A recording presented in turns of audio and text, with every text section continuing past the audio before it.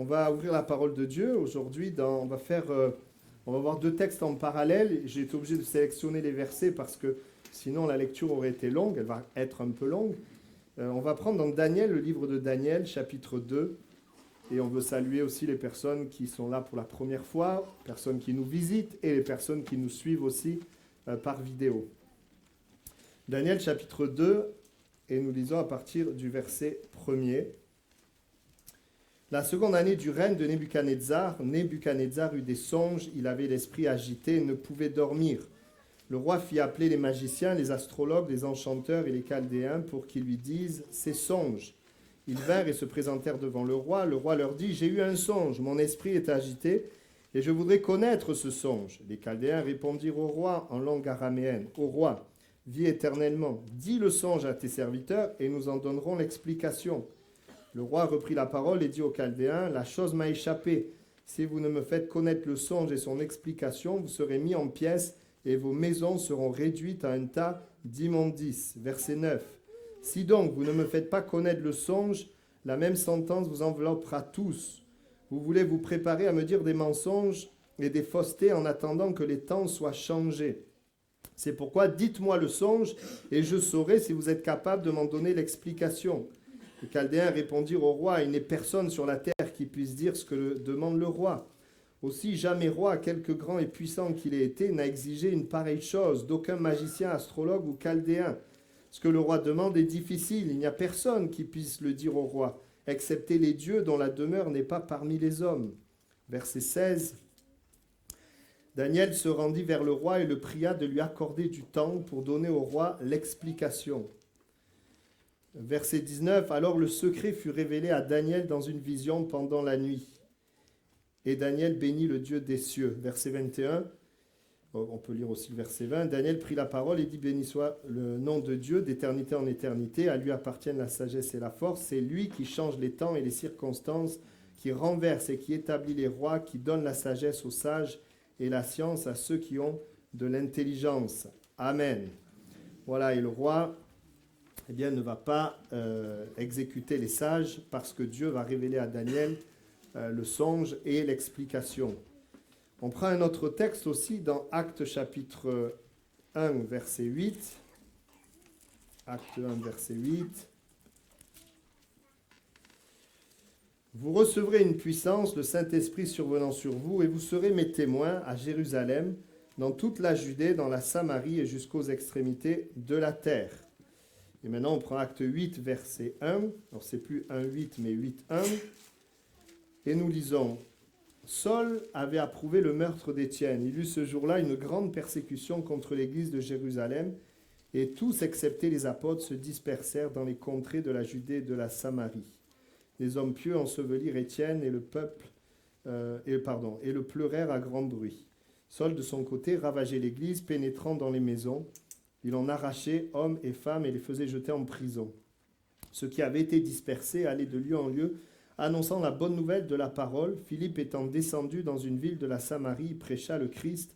Les foules tout entières étaient attentives à ce que disait Philippe, lorsqu'elles apprirent et virent les miracles qu'il faisait.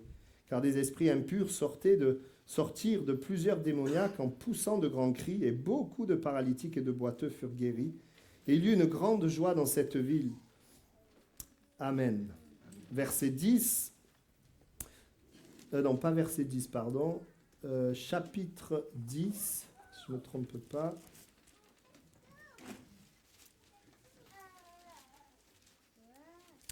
Verset 34. Alors, il est écrit ceci, « Pierre, ouvrant la bouche, dit, « En vérité, je reconnais que Dieu ne fait point exception de personne, mais qu'en toute nation, celui qui le craint et qui pratique la justice lui est agréable. Il a envoyé la parole aux fils d'Israël en leur annonçant la paix par Jésus-Christ, qui est le Seigneur de tous. » Et le verset 44, « Comme Pierre prononçait encore ces mots, le Saint-Esprit descendit sur tous ceux qui écoutaient la parole. » Il s'agit de la maison de Corneille. Tous les fidèles circoncis qui étaient venus avec Pierre furent étonnés de ce que le don du Saint-Esprit était aussi répandu sur les païens, car ils les entendaient parler en langue et glorifier Dieu. Amen. Voilà, j'aimerais commencer dans ce premier texte, j'aimerais attirer votre attention sur les circonstances que des hommes ont traversées dans ces deux textes Et une première chose que nous pouvons dire, c'est que dans les textes que nous avons lus, on voit une même réalité. Il peut arriver que nous ayons des circonstances difficiles.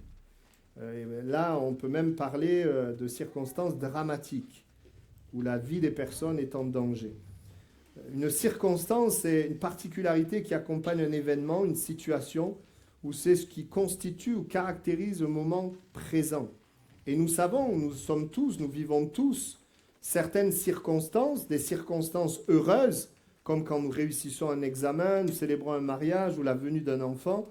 Et nous avons aussi des circonstances difficiles, malheureuses.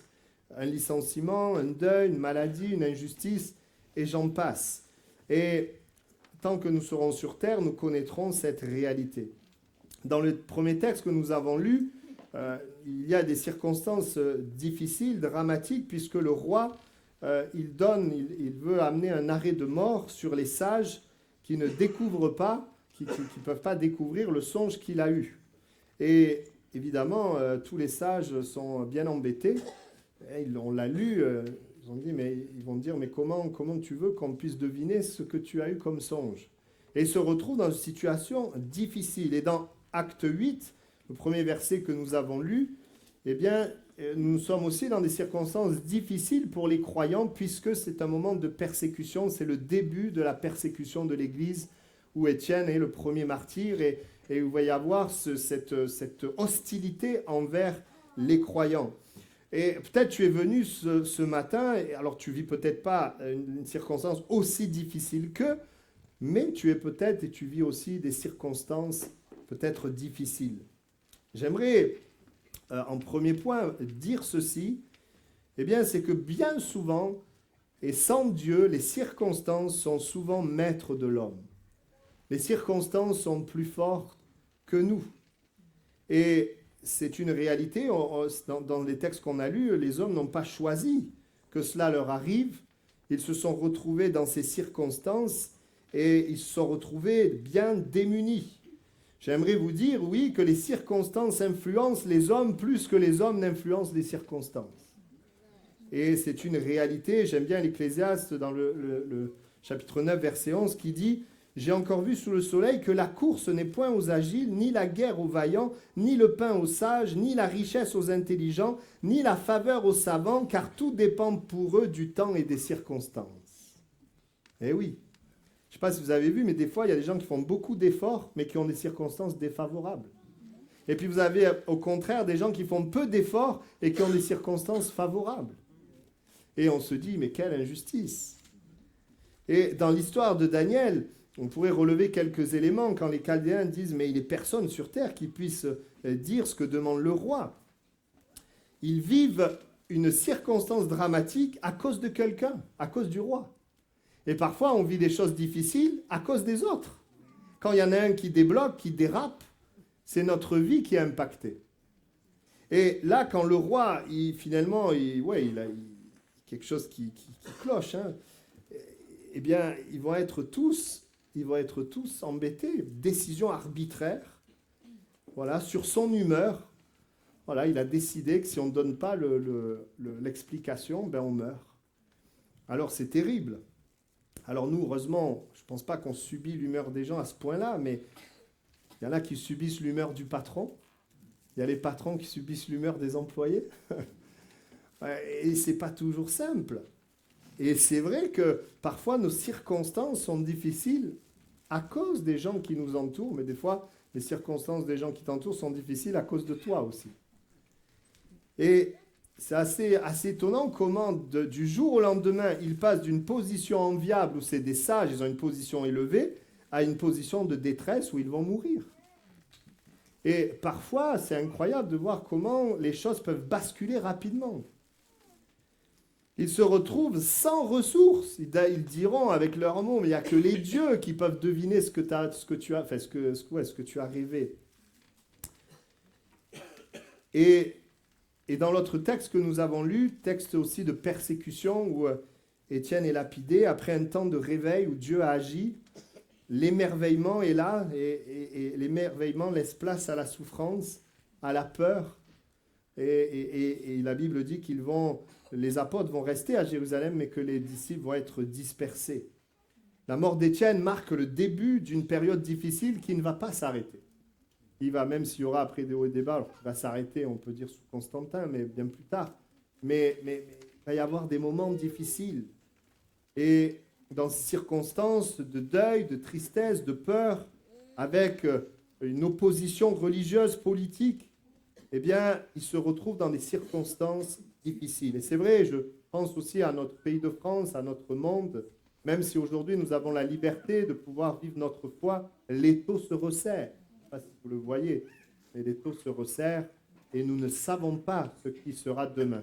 Quand nous voyons comment en Algérie, ils ont fermé les portes des églises si rapidement, eh bien, nous devons être conscients que, oui, il y a des circonstances difficiles et que l'être humain, eh bien, n'est pas maître des circonstances. Les circonstances influencent bien souvent nos vies. J'aimerais que si tu peux mettre la première photo. Voilà, vous avez reconnu, c'est des cerfs-volants.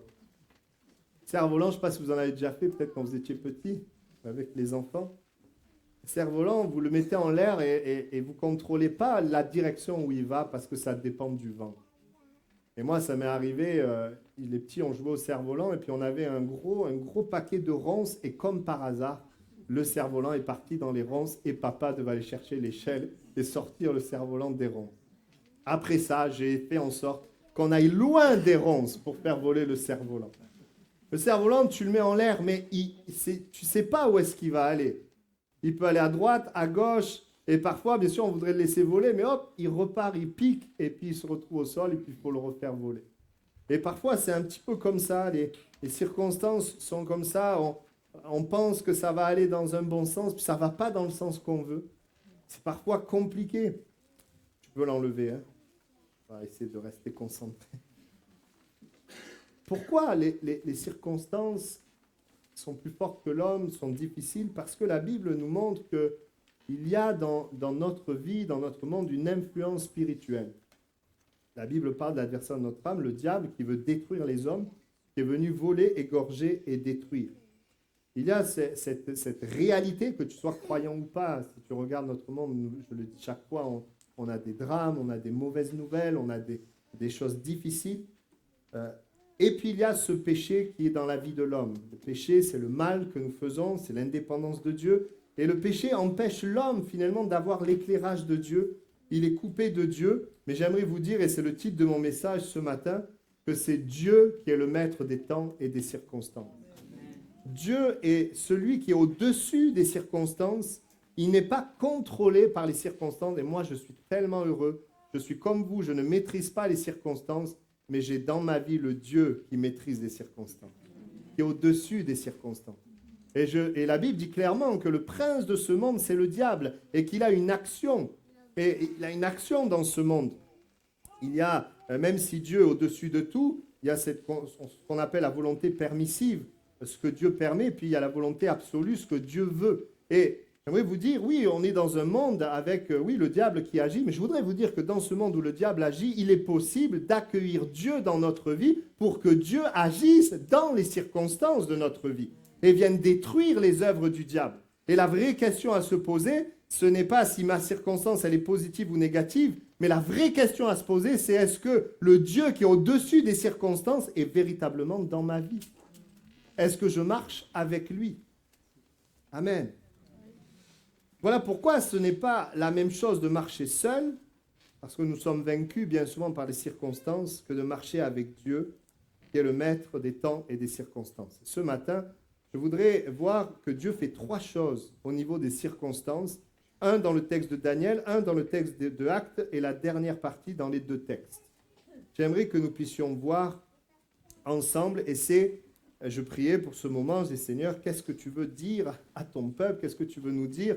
Eh bien, Dieu veut te dire qu'il est le maître des temps et des circonstances et qu'il désire plus que tout, eh bien, que tu entendes ces 3 points. Premier point, je voudrais apporter et dire ce que Daniel a déclaré au verset 21. C'est Dieu qui change les temps et les circonstances, qui renverse et qui établit les rois, qui donne la sagesse aux sages et la science à ceux qui ont de l'intelligence. Mon premier point, c'est que Dieu est celui qui est capable de changer les circonstances. L'homme peut changer certaines circonstances, mais l'homme ne peut pas changer toutes les circonstances. Je prends la médecine, c'est vraiment tellement formidable tout ce que la médecine est capable de faire, bon, même s'il y a aussi une partie moins formidable, mais la médecine, elle ne peut pas guérir toutes les maladies, elle ne peut pas changer toutes les situations.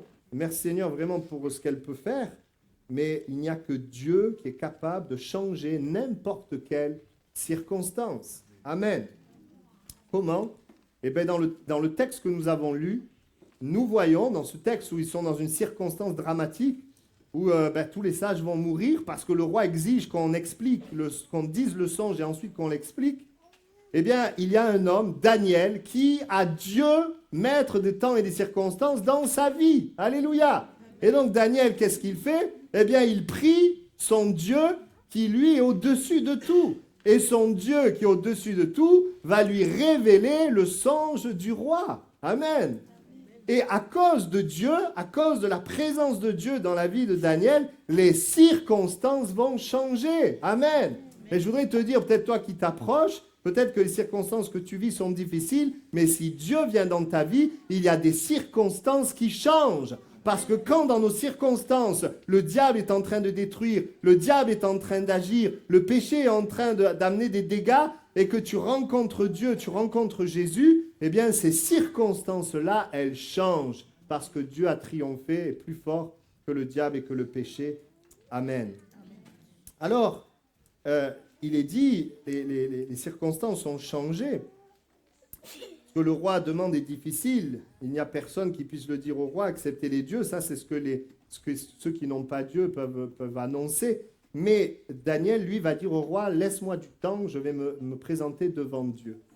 Et donc, Dieu va se révéler et les circonstances vont changer. Et le roi va reconnaître, puisque Daniel va dire vraiment le songe et l'explication, le roi va reconnaître que c'est Dieu et il ne va pas les tuer.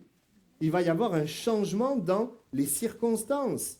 Et je voudrais dire, il y a des circonstances que la main humaine ne changera pas. Dans ce texte-là, aucun homme ne pouvait changer la circonstance. Il y a des choses que tu ne pourras pas changer, mais si Dieu est dans ta vie, et si tu acceptes Jésus-Christ, celui qui te permet de venir à Dieu, alors il y a des circonstances qui changeront. Dieu ne veut pas que nous restions liés, que nous restions angoissés, que nous restions dans le manque, malheureux. Non, c'est un Dieu de vie et il est le Dieu qui change les circonstances. Il est le Dieu qui guérit les cœurs brisés, qui guérit les corps malades, qui délivre celui qui est tourmenté. Il est le Dieu des miracles. Le miracle, c'est ce que l'homme ne peut pas faire. Dieu est capable de le faire. Il est le Dieu qui change les circonstances. Je vous ai raconté mardi, lorsque j'ai fait le compte-rendu du voyage, que nous avons été en contact avec une femme qui a été guérie d'un cancer en phase terminale. Elle était devant nos yeux, mais l'Église, qu'est-ce que l'Église a fait? Comme Daniel, ils ont prié.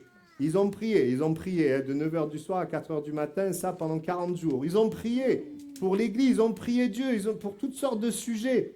Et on voit que des circonstances ont changé. Les stériles enfantent, les malades sont guéris, les choses se passent. Pourquoi? Parce qu'à un moment donné, des hommes, des femmes marchent avec le Dieu qui est le maître des temps et des circonstances. Avec le Dieu qui change les circonstances. Et si le mardi soir, on est là pour prier, c'est parce que nous voulons ensemble permettre à Dieu de changer les circonstances. Là où il y a la destruction sur nos familles, là où il y a la destruction dans la santé, là où il y a la destruction dans l'âme, nous voulons voir Dieu être glorifié et changer les circonstances. Amen. Et on bénit le Seigneur parce que nous sommes encouragés, voyons le Seigneur le faire. Je prépare bientôt un message de tout ce que le Seigneur fait au milieu de nous. Là, vous serez étonnés, vous verrez qu'il y a pas mal de choses. Et je ne peux faire ce message qu'avec ce qu'on me dit. Mais si vous me disiez, si on partageait ce que le Seigneur fait, eh bien, je vous assure que ça encouragerait la foi d'un grand nombre. Amen. Tu peux mettre la photo numéro 2, merci. Vous connaissez cet homme, Georges Muller, cet homme qui, par la foi, a nourri des milliers, je crois que c'est des milliers d'orphelins, centaines ou milliers d'orphelins, et qui dirigeait donc une maison. Et un matin, je l'ai raconté, je la re-raconte, mais un petit peu plus précisément, un matin, les enfants se réveillent et il n'y a rien à manger. Pas un morceau de pain, pas une goutte de lait.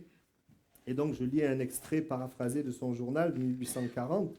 Nous étions à table sans nourriture. J'ai remercié Dieu pour ce qu'il allait nous donner. Donc, la circonstance, c'est le manque. À ce moment précis, on frappe à la porte. C'est le boulanger qui, poussé par Dieu, avait fait plus de pain que d'habitude. Voilà, qui toute la nuit a fait des pains et est venu leur donner. Peu après, le laitier dont la voiture s'est brisée devant la maison, la roue s'est cassée devant la maison, offrit tout son lait. Voilà, Dieu avait pourvu. Amen. Amen. Voilà, quand Dieu est présent, quand Dieu est là, il y a des circonstances qui changent. Tu peux mettre la photo suivante aussi. Voilà, je vous ai mis du maïs. Et le maïs, sous l'effet de la chaleur, qu'est-ce qui se passe? Il change. Il devient du popcorn, oui ou non? Et même dans la texture, c'est pas pareil. Hein? Je pense que vous préférez manger du popcorn devant l'écran que manger du maïs. Hein? En tout cas, du maïs comme ça, cru. Donc, et oui, et c'est intéressant parce que, vous voyez, il y a des circonstances, elles ne changeront pas. Mais si ces circonstances, si Dieu est là, si Dieu est dans l'équation, alors il y a des choses qui changent. Amen. Je peux enlever la photo. Vous savez, la différence entre Dieu et la religion, c'est qu'avec la religion, il n'y a pas grand-chose qui change, à part les rituels, à part les actions humaines. Mais quand Dieu est là, il y a des choses qui changent. Les œuvres des ténèbres reculent et les œuvres de Dieu, eh bien, se manifestent. Si nous voulons subir les circonstances de notre vie sans pouvoir rien changer, alors confions-nous dans l'humanisme. Même s'il y a des bonnes choses, l'homme étant une créature de Dieu, et Dieu lui a donné une intelligence et l'homme a fait des choses extraordinaires. C'est vrai qu'on voit les avions, qu'on voit toutes sortes de choses. Malheureusement, à cause du péché, l'homme utilise l'intelligence pour détruire. Mais même si c'est vrai, c'est une réalité, l'humanisme ne peut pas changer certaines circonstances. Quand quelqu'un vit un drame, ce n'est pas la main de l'homme qui peut guérir le cœur.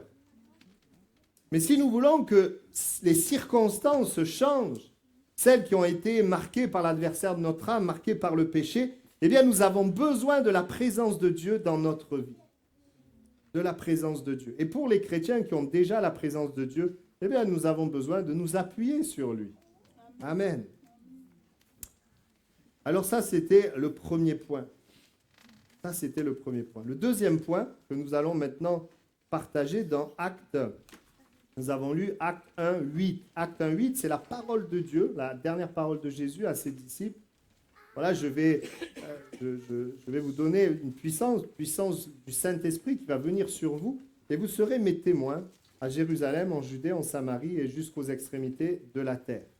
Et au chapitre 8, en fait, il faut savoir qu'une fois qu'il a donné cette parole, tout le monde était à Jérusalem. Et l'évangile a été annoncé à Jérusalem, mais dans Acte 8, verset 1, nous avons vu qu'il y a une persécution contre l'Église. Les apôtres restent à Jérusalem, mais il est dit que les disciples, les autres, se dispersèrent dans les contrées de la Judée et de la Samarie. On voit qu'il y a un problème, la persécution vient, les chrétiens sont pourchassés, tués. Donc une circonstance difficile est là. Mais malgré cela, malgré la circonstance difficile, et c'est le point suivant, eh bien Dieu accomplit ce qu'il a dit. Dieu leur a dit, vous allez être des témoins à Jérusalem, en Judée, en Samarie, jusqu'aux extrémités.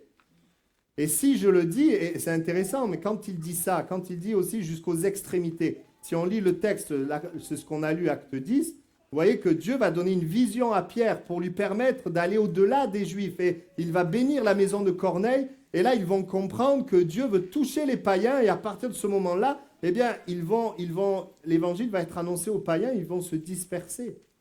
Et Dieu est celui, quand il dit quelque chose, il l'accomplit. Et dans le texte de Corneille, il donne une vision. Mais dans ce texte, on voit quoi? On voit que la situation est compliquée et difficile, mais malgré la situation compliquée et difficile, Dieu accomplit sa parole. Et ils vont en Judée, en Samarie, donc ils s'éloignent. Et là, alors qu'ils s'éloignent, la Bible dit, parce qu'ils étaient évidemment impactés, ils auraient pu se recroqueviller sur eux-mêmes, ils auraient pu aller ailleurs, ils auraient pu arrêter, mais non, la Bible dit qu'ils vont commencer à annoncer l'évangile, à témoigner en Judée et en Samarie. C'est ce que nous avons lu. Et je voudrais te dire ceci, C'est tellement merveilleux. Quand tu acceptes Jésus dans ta vie, Dieu vient dans ta vie. Mais quand Dieu vient dans ta vie, eh bien, il a des paroles pour ta vie. Il a des choses qu'il déclare sur ta vie. Et je voudrais te dire, il est le maître des temps et des circonstances. Aucune circonstance ne peut empêcher Dieu d'accomplir sa parole. Et ça, Dieu veut que tu l'entendes ce matin. Parce que bien souvent, il y a tellement de circonstances négatives, tellement de choses qui se passent dans notre cœur, on pourrait se dire, oh, est-ce que Dieu m'a vraiment parlé? Est-ce que Dieu vraiment va accomplir cette parole? Il est le Dieu qui, malgré la persécution, va finalement veiller pour que sa parole s'accomplisse. Et il va créer dans le cœur de ses disciples, on a parlé de Philippe, le vouloir et le faire, et ils vont annoncer en Samarie. Et la Samarie va recevoir l'évangile. Amen. Malgré les circonstances. On pense, lorsque on a mis Joseph dans ce puits et qu'on l'a vendu en Égypte, alors que Dieu lui avait montré que Joseph serait élevé, eh bien, les circonstances n'ont pas empêché Dieu d'élever Joseph. Même s'il était dans le puits, même s'il a été vendu en Égypte, eh bien, il est le Dieu qui n'est pas, il ne se dit pas « Ah mince, il y a telle circonstance ». Non, Dieu n'est pas dépassé. Tu peux être dépassé, lui ne l'est pas. Et moi, je suis tellement heureux d'appartenir à un Dieu qui est au-dessus des circonstances. Un Dieu qui est capable d'accomplir sa parole, quelles que soient les circonstances. Ne dis jamais, telle personne a empêché Dieu d'accomplir son plan. Non, non, Dieu peut accomplir. Ce qui peut empêcher Dieu d'accomplir son plan, c'est ton incrédulité, ton propre cœur. Parce qu'il y a des promesses qui sont certaines, Jésus revient, mais il y a des promesses qui sont conditionnelles aussi à notre foi. Alors, le puits de Joseph, la vente de leurs frères en Égypte, les circonstances dramatiques n'ont pas empêché Dieu d'accomplir son plan, puisque des années après, Joseph va être le second du royaume, et va être élevé comme Dieu le lui avait dit dans des songes. Je voudrais te dire ceci, quand Dieu est avec toi, il te parle, il a un plan, et non seulement il n'est pas arrêté par les circonstances, mais Dieu est capable même d'utiliser les circonstances pour t'amener dans ce plan. Il y a des moments où il utilise même des circonstances. Ce n'est pas que c'est lui qui voudrait cela, mais à cause de la chair, à cause de différentes choses, les circonstances sont comme ça. Mais au travers de ces circonstances, il nous prépare, il nous façonne. Comme quand Dieu avait dit à son peuple, il avait annoncé à Moïse qu'il voulait libérer le peuple de l'Égypte, son peuple de l'Égypte. Il les a libérés et le Pharaon ne voulait pas. Mais personne ne peut s'opposer à ce que Dieu dit. Et même si Pharaon ne voulait pas, Dieu a mis des choses en place pour que Pharaon lâche prise. Il n'y a pas de bras de fer entre l'homme et Dieu. Ça n'existe pas. C'est pas comparé, ça. Non, Dieu est toujours celui qui a le dernier mot. Et il va libérer son peuple malgré l'opposition du Pharaon. Amen. Alors, j'aimerais juste te dire, je fais une parenthèse. Notre Dieu, il parle. Amen. S'il ne te parle pas, c'est que peut-être tu ne l'entends pas à cause de la chair. Dieu parle tantôt d'une manière, tantôt d'une autre, mais l'homme n'y prend point garde. Alors prends un temps de jeûne et de prière, cherche-le et Dieu va te parler. Amen. Je ferme la parenthèse. J'aimerais qu'on mette la photo suivante. Je peux mettre la photo suivante. Voilà, j'ai mis une photo, vous reconnaissez, c'est une route bétonnée. Et puis vous voyez qu'il y a un arbre à côté et vous voyez que les racines, elles sont pas arrêtées en fait par le béton. Vous voyez, moi j'avais une route à Toulouse, à chaque fois que je la prenais, je roulais à droite parce que si je roulais à gauche, ça faisait comme ça. Vous voyez, il y avait tous les arbres et en fait c'est un peu comme ça. Vous savez, il y a l'arbre, les racines, c'est ce que Dieu fait, la parole de Dieu. Rien ne peut empêcher la parole de Dieu d'être accomplie. Le béton, c'est peut-être l'opposition, ce que l'adversaire met en place, mais c'est quand même étonnant de voir que le béton qui est dur quand même, vous n'allez pas casser du béton avec vos mains, on est d'accord. Et bien que les racines, l'arbre qui grandit, elle s'arrête pas au béton, mais elle vient transpercer, elle vient, je n'ai pas le terme, mais elle vient au travers, elle vient faire bouger le béton. Je voudrais vous dire, notre Dieu, il te parle, et ce qu'il dit, il va l'accomplir. Toi, ton rôle, c'est de rester près de lui. Rester près de lui. Que des fois, le Seigneur accomplit les choses, ça se fait assez facilement, puis des fois, il faut faire tout un détour à cause de notre résistance. Amen. Tu peux mettre la photo suivante. Notre Dieu, c'est le divin serrurier. Il a toutes les clés. Il a toutes les clés. Il n'y a aucune circonstance dont il n'a pas la clé. Et je voudrais dire à quelqu'un ce matin, je ne connais pas ta circonstance, mais je voudrais te dire, Dieu a la clé. Amen. Dieu a une solution pour ton cœur et pour la circonstance. Hein, on est tous allés voir des serruriers. Bon, ils font les clés en général. Dieu a toutes les clés. Amen. Bon, j'ai mis des photos parce que je pensais qu'il y avait un peu les enfants, il y en a quelques-uns, pour un peu attirer leur attention. Quand Dieu dit à Abraham, tu auras une postérité, Dieu n'a pas besoin de se dépêcher avant que Sarah ne puisse plus enfanter. Non, même si le temps passe et que ça devient de plus en plus difficile, si Dieu l'a dit, il va l'accomplir. Il accomplit sa parole malgré les circonstances défavorables. Amen. Si les hommes ne veulent pas, mais que Dieu veut, alors personne ne pourra s'y opposer. Quand Dieu, au travers d'Ésaïe aussi, avait parlé dans Ésaïe 53 de Jésus, finalement ressuscité, même les circonstances de la mort n'ont pas empêché Dieu d'accomplir sa parole. Jésus est réellement ressuscité. Alors je te pose cette question, est-ce que tu marches avec celui qui est le maître des temps et des circonstances? Et le deuxième point, c'est qu'il accomplit sa parole, quelles que soient les circonstances que tu traverses. Troisièmement, on peut mettre la photo numéro 6, la dernière photo. Troisièmement, nous voyons quelque chose dans ces deux textes. Et c'est peut-être le point le plus encourageant pour nous ce matin. Vous voyez, j'ai mis un endroit avec une cascade et l'eau coule sans arrêt. Et en fait, j'aimerais vous dire que dans toutes circonstances, eh bien, Dieu communique la vie. Il est le Dieu qui communique la vie en toutes circonstances. Si Dieu est présent, alors il communique la vie. Notre monde, évidemment, vit sans Dieu. Donc, c'est le diable qui communique la mort. Mais quand un homme, une femme vient vers Dieu, eh bien, quelle que soit la circonstance, Dieu est celui qui communique la vie, qui donne la vie. Amen. Tu peux enlever la photo. Merci, Julien. Il communique la vie aux êtres humains en toutes circonstances. Dans l'histoire de Daniel, la mort est presque là, à frapper tous les sages. Daniel a ce contact avec Dieu. Et à partir de là, Dieu va communiquer la vie à tout le monde. Dieu va donner un éclairage, une révélation à Daniel. La vie sauve à Daniel et tous les sages. Tous les sages vont être sauvés. Leur vie va être épargnée. La lumière va être faite même pour le roi Nebuchadnezzar qui va comprendre qu'il y a un Dieu. Et donc, en donnant aussi cette révélation, la fureur du roi va se calmer. Ils sont tous sauvés de la mort. Vous voyez, si Dieu est avec toi, eh bien, il communiquera la vie à ton âme en toutes circonstances. Il communiquera aussi la vie aux âmes qui sont autour de toi. Cela dans n'importe quelle circonstance. La seule chose qu'il faut, c'est que Dieu soit là, soit présent et agissant. Parce que Dieu est là, Dieu est omniprésent, il est partout. Mais que nous l'accueillons avec foi pour lui permettre d'agir. Lorsque Dieu est présent, lorsqu'il y a quelqu'un, un homme, une femme, qui croit, qui prie, qui s'attend à Dieu, eh bien, quelles que soient les circonstances, Dieu communique la vie parce que Jésus déclara « Je suis la vie ». Parce que Dieu est le Dieu de vie. Et je ne parle pas de la vie physique, mais je parle de la vie de Dieu spirituelle, la vie Zoé.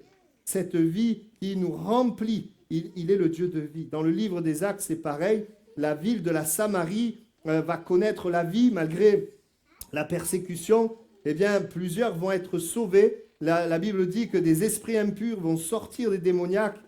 Beaucoup de paralytiques et de boiteux vont être guéris. Pierre et Jean vont imposer les mains et les Samaritains vont recevoir le Saint-Esprit. Ça, c'est au verset 17. Quand Dieu est là, la vie est communiquée, et cela dans n'importe quelle circonstance. On a plein d'exemples dans la Bible. Saul qui vient arrêter les chrétiens, et puis sur le chemin de Damas, Dieu le rencontre, Dieu se manifeste, Dieu l'éclaire, et là, il reçoit la vie. Amen. Plus tard, quand Paul est en prison à Philippe avec Silas, et qu'ils sont là dans cette prison, et que c'est des circonstances difficiles, ils sont là injustement, eh bien Dieu vient, les chaînes tombent, et là, il communique la vie aux geôliers qui allaient se suicider. Et Dieu se sert d'eux pour le salut de cet homme et de la famille du geôlier. Dans des circonstances difficiles, eh bien Dieu est à l'œuvre, et c'est merveilleux de voir ce que le Seigneur fait. Amen.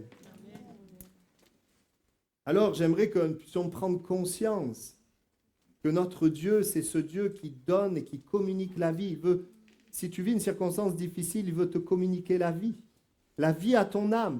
Vous savez, quand il y a eu la persécution sur les disciples. Qu'est-ce qu'ils devaient vivre à l'intérieur?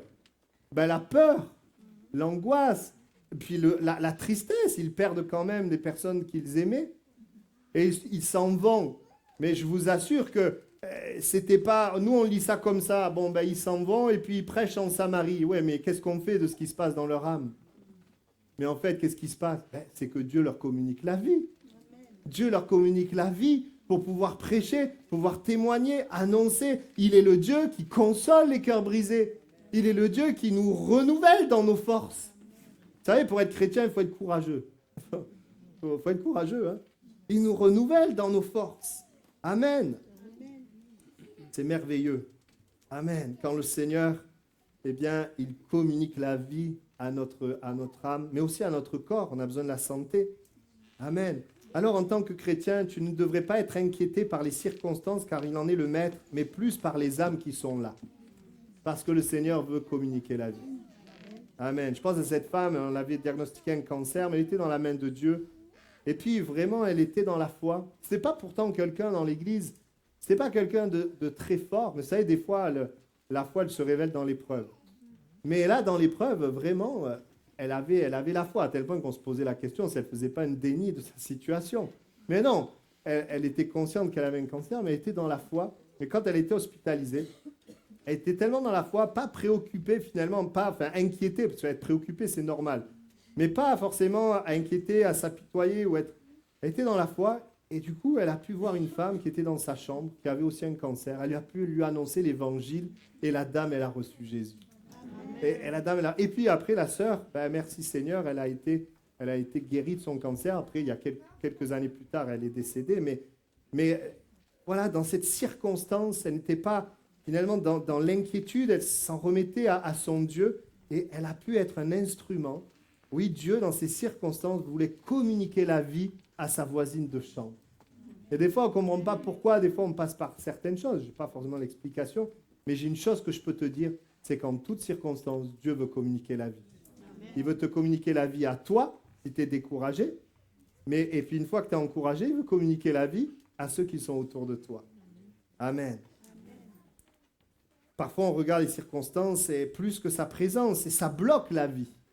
Parce que nous regardons aux circonstances et nous laissons toutes sortes de choses entrer dans notre âme et nous perdons de vue que notre Dieu est celui qui nous a dit de nous décharger sur lui de tous nos soucis, de ne pas nous inquiéter, mais de faire connaître à Dieu par la prière, la supplication, nos besoins, et que la paix de Dieu garderait nos cœurs.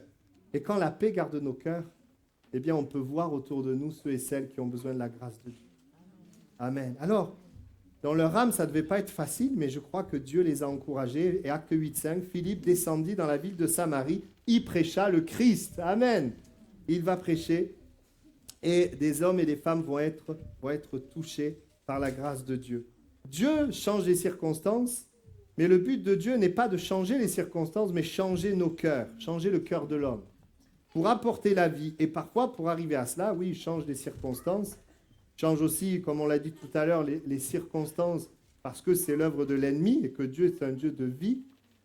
Mais il y a aussi des moments, oui, où les circonstances sont difficiles et c'est l'occasion pour nous de voir la vie être communiquée. Il y a des années en arrière, je me suis garé, ça ne m'est pas arrivé souvent, je crois que ça m'arrive qu'une fois d'ailleurs, je me suis garé et puis j'ai tapé une voiture. Et donc, j'ai dit super, il n'est pas là et je suis parti. Non, c'est pas vrai. Non, non. J'ai vu la voiture, j'ai vu qu'il y avait quand même quelque chose, donc j'ai laissé un mot. Alors ça m'embêtait quand même, hein. Ça m'embêtait, parce que je sais que j'allais avoir le malus. Bon, bref. Donc j'ai mis le mot, le numéro de téléphone, en espérant qu'il ne m'appelle pas. Mais bon, il m'a appelé. Voilà, parce que quand on est chrétien, on marche dans la vérité. Hein. Sinon, je n'aurais pas été tranquille. Hein. Et ce gars-là, donc je l'ai vu, et puis on a fait les choses. Mais en fait, j'ai pu lui annoncer l'évangile, et il est venu à l'église. Alléluia. Amen. Donc des fois, je me suis dit, bon, au moins ça a servi à quelque chose. Et des fois, il y a des circonstances difficiles. Si on est juste centré sur la circonstance, juste centré sur le fait de vouloir nous sauver, alors qu'en fait, t'inquiète pas, Dieu va te sauver. Cherche plutôt à sauver les autres. Eh bien, dans ces circonstances-là, Dieu permet des moments où on peut parler. Alors là, je vous raconte une histoire positive, mais j'en ai d'autres, des négatives aussi, où j'aurais pu parler, je ne l'ai pas fait parce que j'étais pris dans le problème. Voilà, que le Seigneur nous aide. Bien-aimé, je ne sais pas quelle est ta circonstance, mais ce que je sais, c'est que Dieu veut te communiquer la vie. À l'intérieur, la vie, je ne parle pas de la vie humaine, je ne parle pas de ça, la vie de Dieu. Je vais terminer, c'est la première, donc je vais essayer que ce soit la seule. Je vais terminer, mais juste Jésus, vous savez, il est passé par des circonstances difficiles. Mais en fait, Jésus n'était pas inquiété, n'était pas le regard sur la difficulté, il avait le regard sur le Père. Et c'est intéressant de voir que dans sa vie et dans les moments difficiles, eh bien, Dieu a continué de communiquer la vie au travers de lui. Par exemple, quand il est à Gethsémanée et qu'on vient l'arrêter, on est en train de venir l'arrêter, lui, à quoi il pense? À sauver ses disciples. Et il dit, puisque c'est moi qui est là, laissez-les partir. Et puis quand Pierre, il lève l'épée et puis il frappe le serviteur du souverain sacrificateur, qui s'appelle Malchus, il lui coupe l'oreille, Jésus il est en train d'être arrêté. Nous, je ne sais pas ce qu'on ferait, on dirait, mais attends, qu'est-ce que j'ai fait? Enfin, ouais. Il est arrêté, il guérit l'oreille de Malchus. Vous voyez, il est dans une circonstance difficile, mais il est là à encore avoir la vision des âmes qui sont là devant lui. Il guérit cet homme. Moi, le serviteur, je pense que dans sa tête, ça a dû lui faire drôle quand même. Il vient arrêter Jésus et ce Jésus qui vient le guérir. Je ne sais pas comment il a pensé après, ça m'aurait intéressé de voir. Mais Jésus fait ça. Quand il est crucifié sur la croix, encore là, il dit, Seigneur, pardonne-leur. Père, pardonne-leur, ils ne savent pas ce qu'ils font. Il prie pour les gens qui sont en train de le crucifier. Et même quand sa mère est là, même il pense à sa mère. Et il dit à Jean de s'occuper de sa mère. Alors qu'il est en train d'être crucifié, Jésus, voyant sa mère, et près d'elle le disciple qu'il aimait, donc Jean, dit à sa mère, femme, voici ton fils. Puis il dit au disciple, voici ta mère. Et dès cette heure, le disciple l'a reçu chez lui.